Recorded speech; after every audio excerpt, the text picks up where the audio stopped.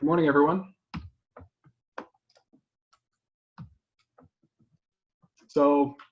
Thanks a lot for tuning in again for the next edition of our series of webinars. For those of you who don't know me, my name is Rob Maurer, and you could say I'm Marki's resident amplifier specialist. I've been at this company since September of 2017, and I've been focused on designing amplifier mimics, launching new products, and developing and improving our device and process models so that we can have some platforms from which to launch active device-based products. Most of the designs that I've done at Marki up to this point have been aiming to supplement the popular products that are already on our catalog. So a lot of what I've been doing has been designing driver amplifiers for mixers, frequency converters, comb generators, stuff like that. So driver amplifiers are a subject that I've spent a lot of time studying and working with, and I'm excited to talk to you guys about it today. This presentation is going to go over some of the concepts and ideas that you should be considering when you're selecting a driver amplifier. I tried to choose a lot of the content on this presentation based on popular questions from our customers. So hopefully I'll address most of your curiosities, but in case I don't, I'll be here afterwards and I'll stick around for an open Q&A, and I'll try to answer whatever questions you guys have the best I can. Before I get started, I'm going to start this poll for you guys, and you guys can answer it at your own leisure. And I'm going to probably address most of the answers to these during the presentation, and I'll talk about the poll in the middle of the presentation, so you guys can do this at your own time. All right.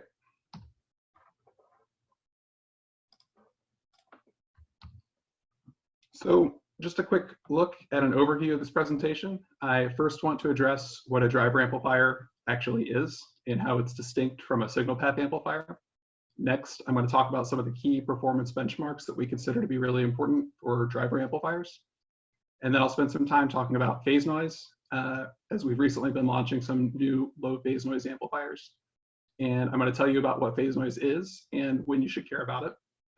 Next, I'll discuss what we'll call usability features, which are just little features and quirks in a driver amplifier that can make your life a lot easier. And finally, I'll talk a little bit about how you can best optimize your amplifier selection for driver applications. Okay, so what is a driver amplifier? Driver amplifiers are amps that are used to push a single tone sine wave or square wave to a sufficient power to drive some nonlinear device into correct operation. We'll often put them at the input of a frequency converter, like in the diagram of a doubler application circuit at the lower left of the slide. And sometimes we'll put them at the front, or we'll put them in the front of the LO port of a mixer, like in the receiver block diagram in the upper left. These amplifiers are essential for proper operation of most types of frequency converters and comb generators, and also for driving clock distribution circuits from a single source. They're distinct from what we would call signal path amplifiers in that they're used to amplify just a single tone in continuous wave or CW mode.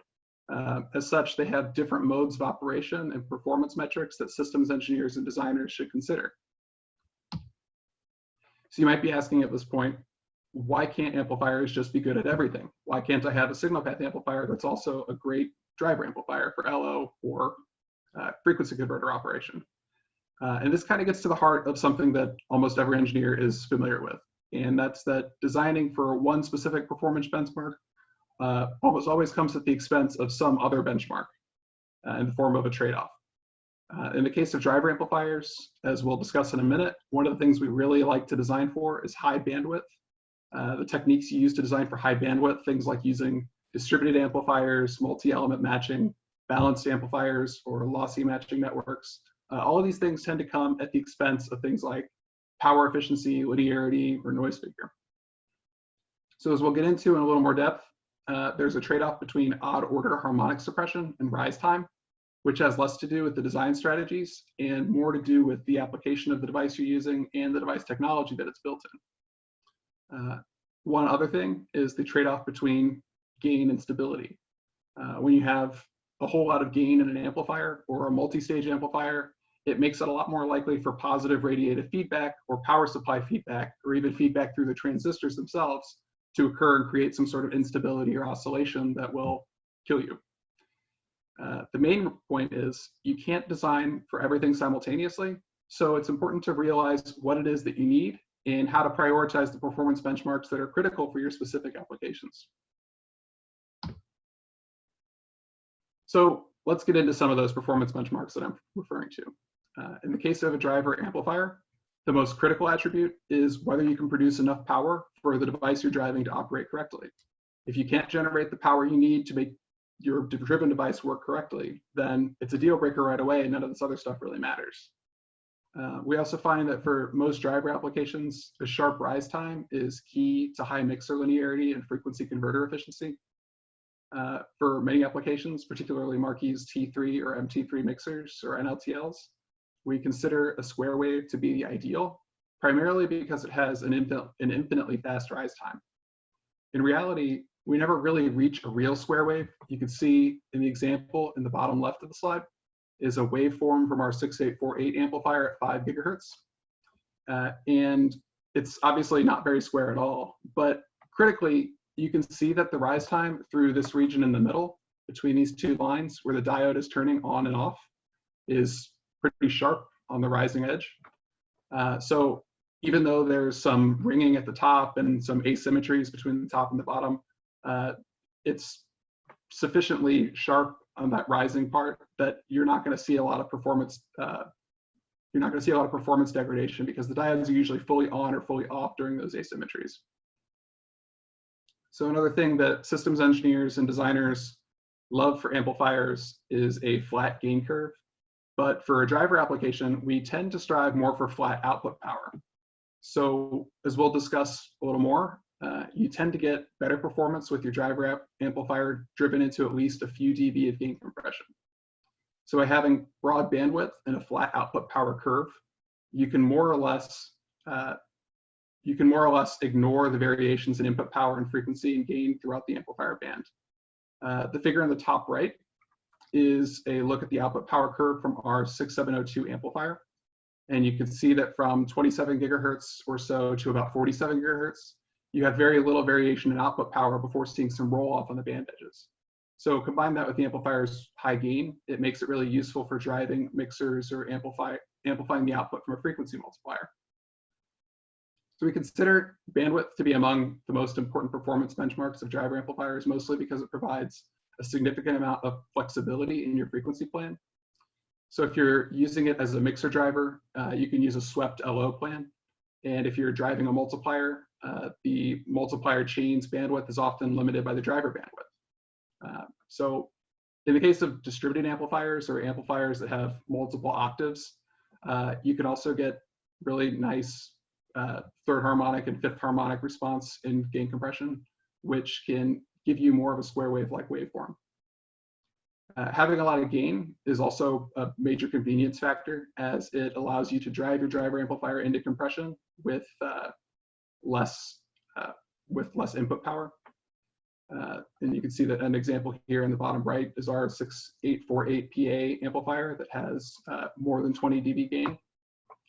And then there's phase noise, which I'm not going to talk about at this moment. I'll talk about it later in the presentation. But for now, I'll just say it's sometimes a major concern, and sometimes it's not really a concern at all. So here's some of the secondary concerns, which matter a bit less, but things that you should be aware of when you're choosing a driver amplifier. One is, what does the harmonic generation look like? As I mentioned before, in a lot of driver applications, we really want that square wave-like response to improve your rise time. This means that some odd harmonic generation through the amplifier compression is actually quite beneficial. So even harmonic content, on the other hand, will cause unwanted asymmetries. But for driver amplifiers, you'll want to look at what sorts of harmonic content is generated and weigh it accordingly. But just don't be fooled into thinking that all distortion is bad in the case of these types of applications. In contrast, for signal path amps, any distortion can cause increased errors in your transmitted or received information. So they're typically driven way and back off, which is very different from how you would expect to use a driver amplifier. Noise figure, this is a major performance benchmark in signal path amplifiers, as it has a very direct relationship with the dynamic range and receiver sensitivity of your system. But for driver applications, its importance is still a little bit. Amplitude noise is suppressed when the amplifier is driven into compression. So that reduces some of it in most cases. And then in the case of passive frequency conversion, it's usually suppressed a little more through the conversion loss of the mixer or the NLTL or the multiplier. So usually for driver applications, this is something we just look at as like a checkbox to make sure it's below something like 10, 9 dB. If it's something like 12 dB, it could have enough noise that it could actually leak into your signal path and cause problems in your dynamic range. But for the most part, we just kind of look at it and make sure it's not too out of control. Power efficiency is important for very obvious reasons, but it's something that's obviously a lot more application dependent than these other factors.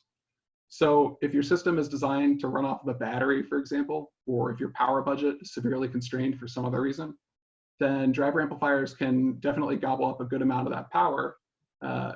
So you may place a lot more importance on efficiency depending on what your power budget is. Generally, driver amplifiers do eat up more power per, like they're not quite as efficient as narrowband power amplifiers, for example. So depending on your situation, it's something you may care a lot about or something you may not worry too much about. And finally, gain flatness. I mentioned before, we care a lot about power output flatness and not so much about gain flatness. But there's a second order benefit to having a flat gain curve, and that's that as you sweep your frequencies, you'll see that as you move into different levels of gain compression due to different levels of gain, then you might see some difference in the harmonic content that's generated and therefore some variation of the performance as you sweep frequency.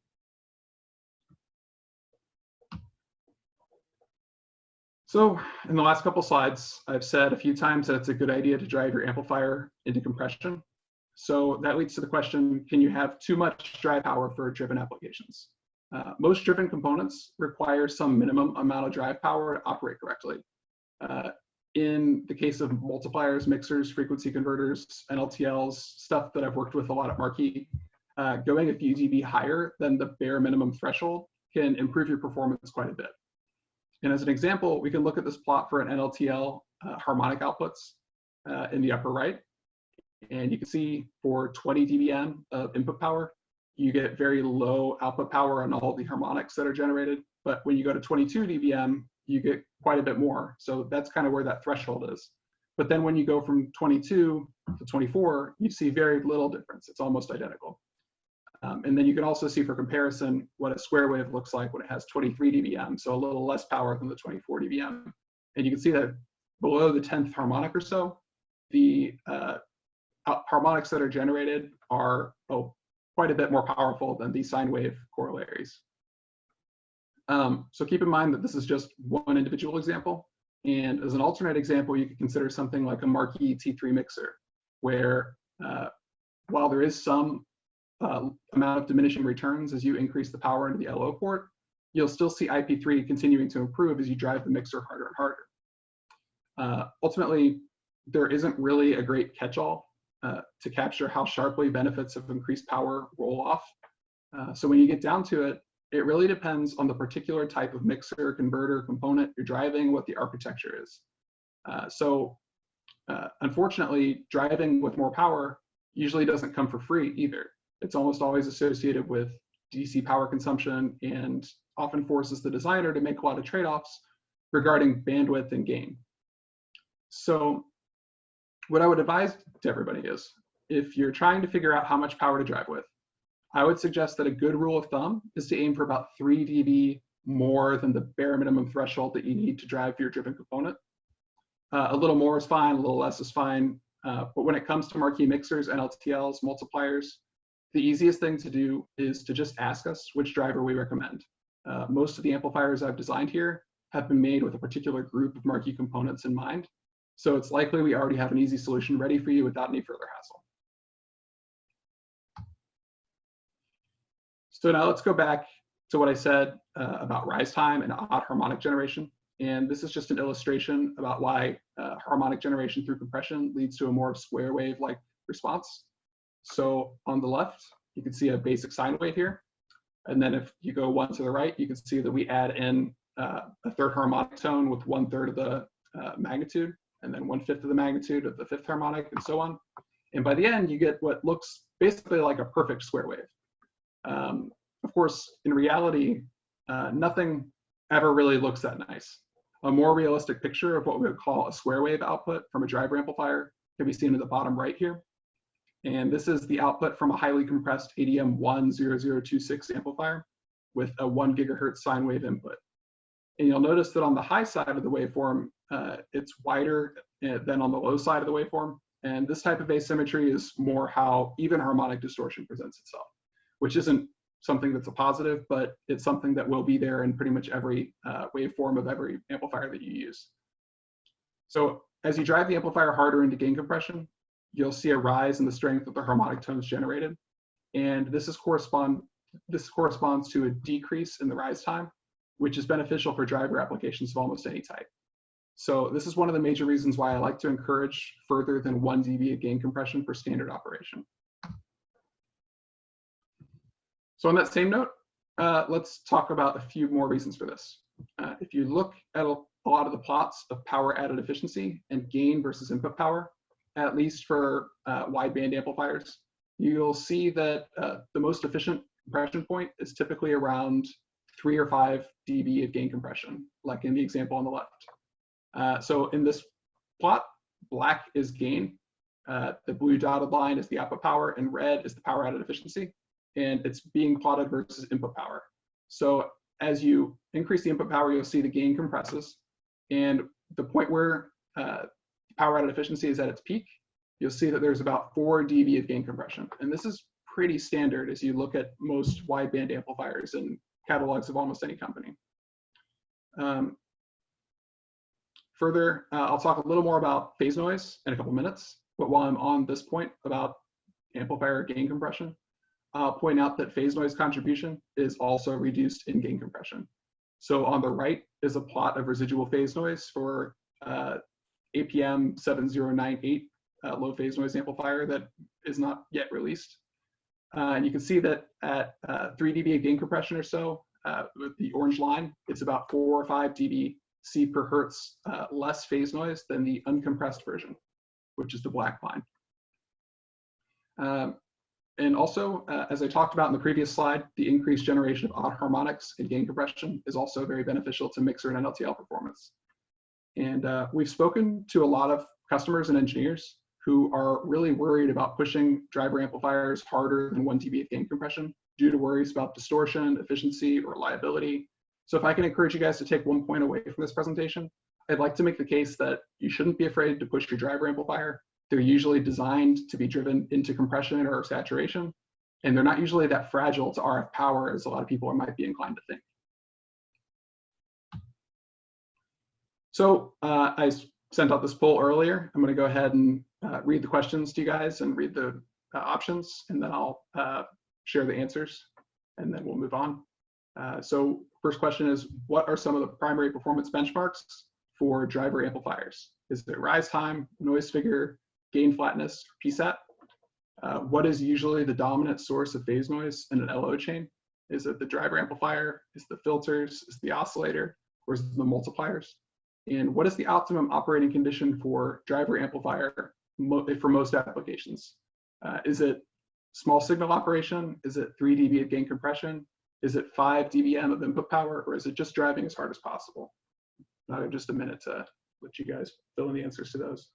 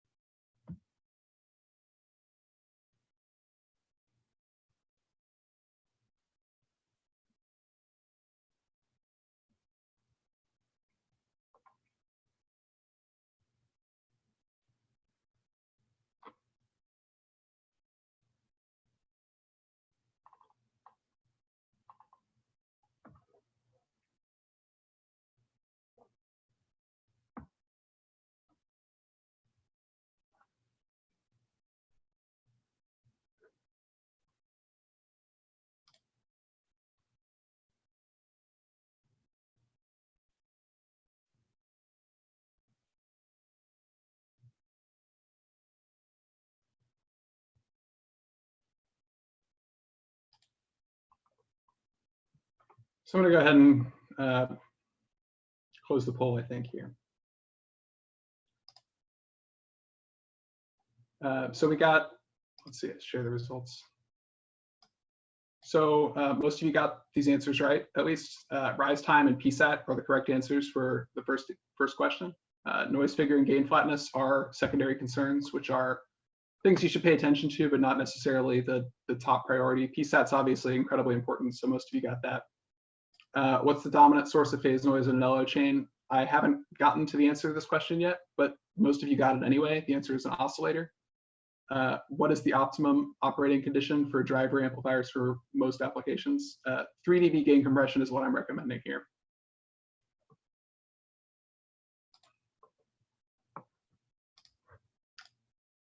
All right.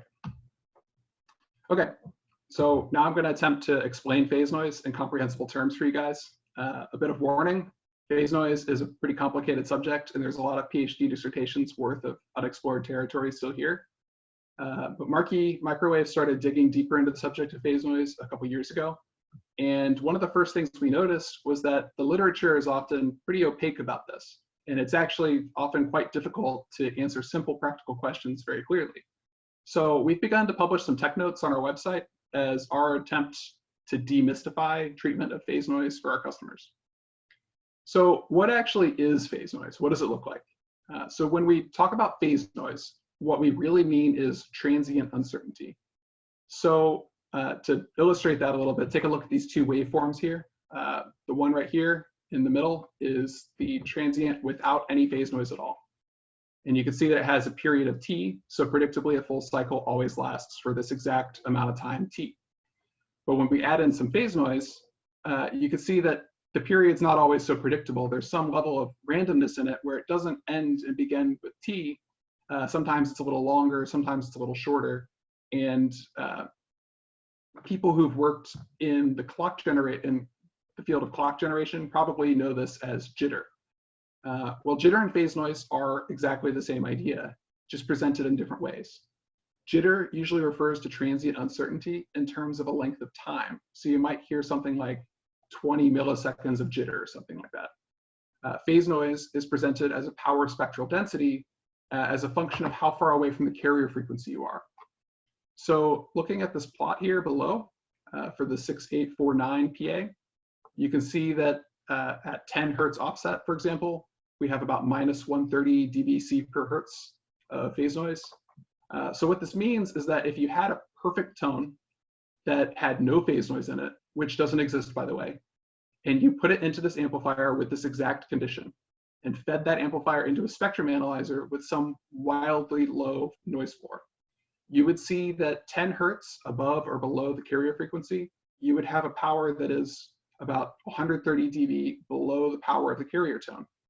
And you could think of it as sort of like a smearing of the carrier tone power in the spectrum analyzer. So if you were to remove the noise floor from the spectrum analyzer entirely and look at any tone at any power level low enough, you would see something that looks like a base supporting a tall tower, which is the carrier frequency itself. So this base is how phase noise manifests itself in a spectrum analyzer. And any nonlinear component that adds phase noise to your system is going to bring that base just a little closer to the peak of the tower.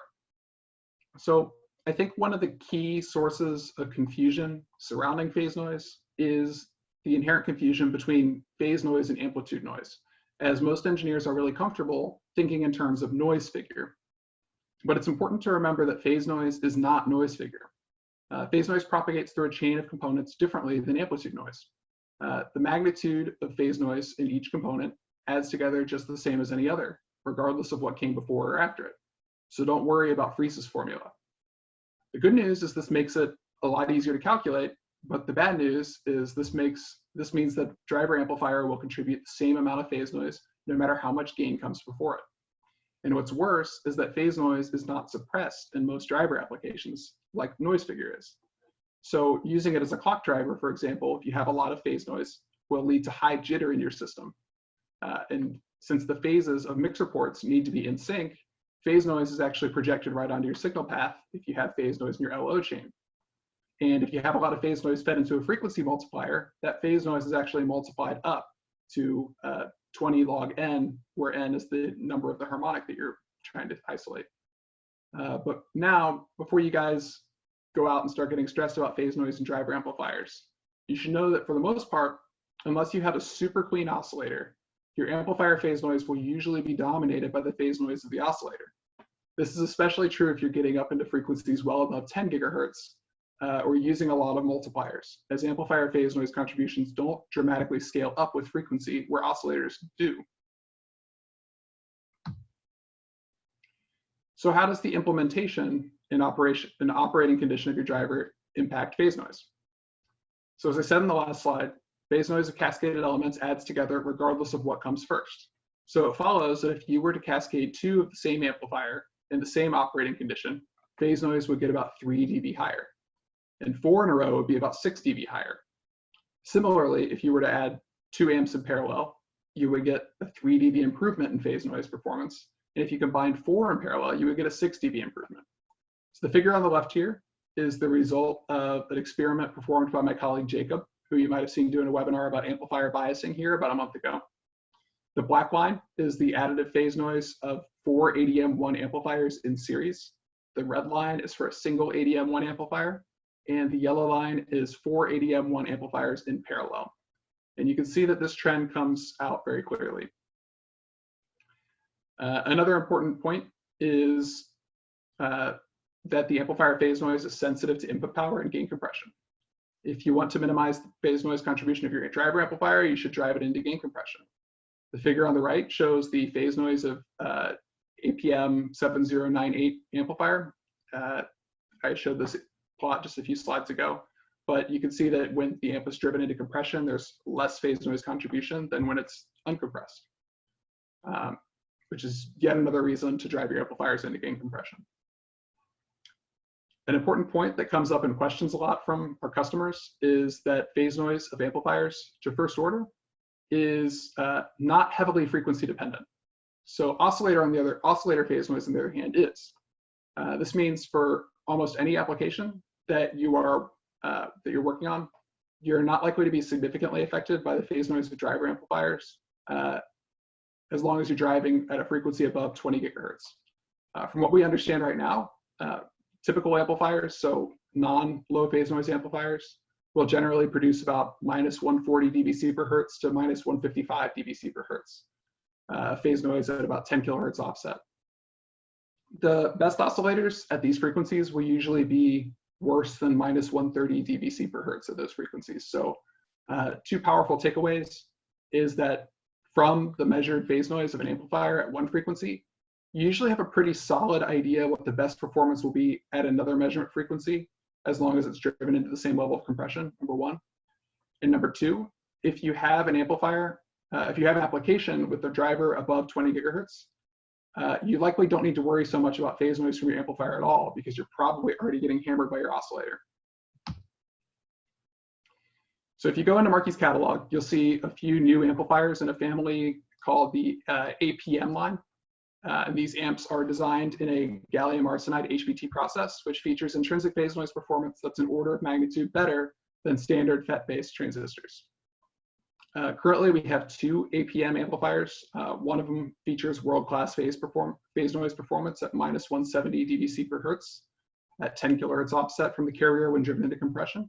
And the 6848 features a high 20 plus dB gain and -165 dBc per hertz phase noise at 10 kilohertz offset when driven into compression. So both of these amps are capable of producing 22 dBm saturated output power below 10 gigahertz and 20 dBm of power below 20 gigahertz. These amps are ideal for radar applications, which are particularly sensitive to phase noise and also overlap in the same frequency band. So we also have another amplifier or two in the pipeline, which will be launched in the next few months. Here on the right is a look at the output power curve from our APM 7098, which puts out a bit more power than the 6848 and 6849, and has a bandwidth that extends down below 500 megahertz on the low end. So this amplifier was designed to be a powerful low phase noise NLTL driver, but its high output power also makes it a very good T3 and MT3 mixer driver as well. So keep an eye on this space, and we'll be launching this hopefully in the next month or two. So I'm going to move on from phase noise for now. We could talk more about it in the Q&A if you guys have more questions. But I'll finish the main presentation talking about some key usability features that you might encounter, which aren't necessarily performance benefits, but will generally just make driver amplifiers easier to operate and make your life easier. So one thing you'll see pretty frequently is amplifiers that require a negative bias. And this is something that's largely dependent on the process technology. So like gallium arsenide in-gas PHEMTs, for example, because of where the work functions and the heterojunction line up, are naturally a depletion mode device, meaning that you have to apply a voltage to the gate, a negative voltage, to keep them from being completely on and susceptible to catastrophic levels of drain current. So there's a lot of things that fabs can do to change this, where you can get some processes that are either modified to the enhancement mode, or at least modified to bring the threshold voltage closer to zero. But this usually comes with some trade-offs in Fmax of the device. And consequently, the amplifiers that are made with these processes typically have a little less bandwidth than the D-mode counterparts. But chips that are made with these E-mode or modified threshold processes add extra convenience that you may decide outweighs the performance benefits of their D-mode counterparts. Our 8PM amplifiers are made using gallium arsenide HBTs, so not PHEMTs. And they come with the added benefit that they're positive bias only. The trade-off is that you'll generally not see a lot of gallium arsenide HBT amplifiers with great performance above 20 or 30 gigahertz, because the Fmax of these devices is usually between 50 and 100 gigahertz. So our ADM series amplifiers are gallium arsenide PHEMTs, but they're made on a modified process where the threshold voltage is shifted closer to zero, like I was saying. So they generally are more efficient and have better harmonic suppression with a negative voltage on the gate, but they can be safely operated with 0 volts on the gate. So critically, it removes the sequencing requirement, and it makes the gate biasing optional in general.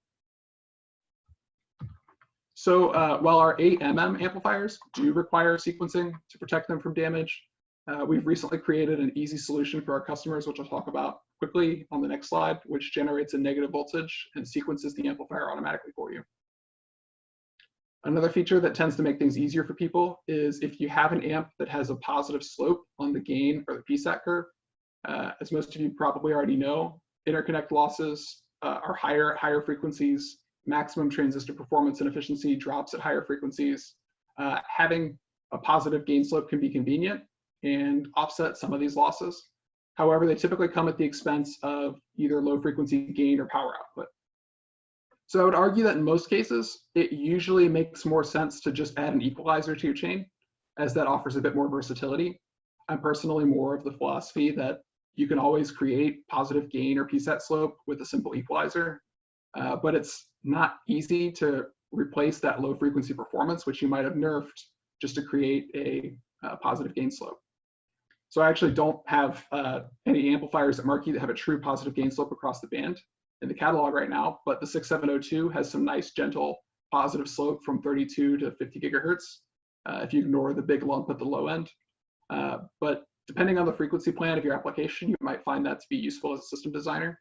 I could have nerfed the low end of this amplifier quite a bit, but we really wanted to extend the amplifier bandwidth down to 20 gigahertz or further. So I wanted to keep this here. So I was just talking about sequencing. So I want to take another opportunity to mention our new bias generation and sequencing board that is designed to eliminate the headaches from biasing our 6702 amplifier. The user applies a 5-volt supply voltage here, which is applied to an inverting charge pump and also to the drain voltage of the amplifier itself.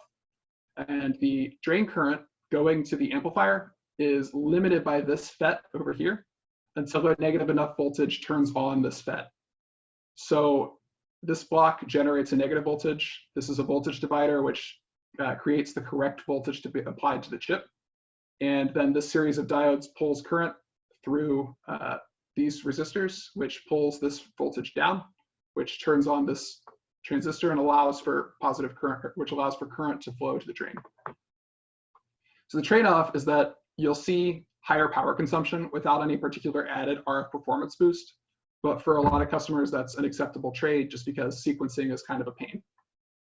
So we sell this as part of a special connectorized version of the AMM 6702 amplifier, and we're calling that the AMM 6702 UC5. And I wrote up a tech note a few months ago that digs into the performance of the board, as well as the BOM and the circuit, so you guys can lift the design and import it into your own systems board. You can find the tech note here on the slide, or you can find it on the website, and we'll send you guys the slides later today, so you guys can follow the link if you want, or you can just search for it on our website. We also recently updated the 6702 UC datasheet to include more details about the connectorized sequenced version of the 6702. So check that out when you guys get a chance. And as I'm finishing up here, let's run through our current amplifier lines in our catalog. On the left is our positive only low phase noise APM line amplifiers. These amps are made with gallium arsenide HBT process, which offers convenient positive only biasing options and world-class phase noise performance. In the middle are the very robust ADM amplifiers, which are great square wave drivers for your T3 mixers and NLTLs. These amps allow for grounded gate or unsequenced operation, which adds great convenience factor. And on the right are our high performance AMM amplifiers, which have only one amplifier at the moment, but we'll be adding some more of these later this year. So stay tuned for that. And while these do require sequencing, we do have a new sequenced negative voltage generating circuit board, which you can use to take care of all of that for you. And all the parts that fall into these categories are available as bare die in a surface mount package or in a connectorized module. And as always, the Marki Microwave mission statement is to empower our customers to design faster, simplify production, eliminate complexity, and shatter performance barriers. So please take some time and register for our future webinars coming soon. Doug Jorgensen is going to be presenting about IQ mixers on May 28th.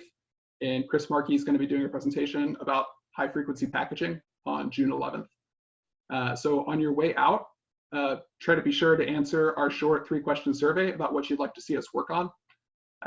And I'm going to stick around now for Q&A. So I'm going to check out the questions you guys have put down, and I'll see if I can answer them. Thanks a lot, you guys.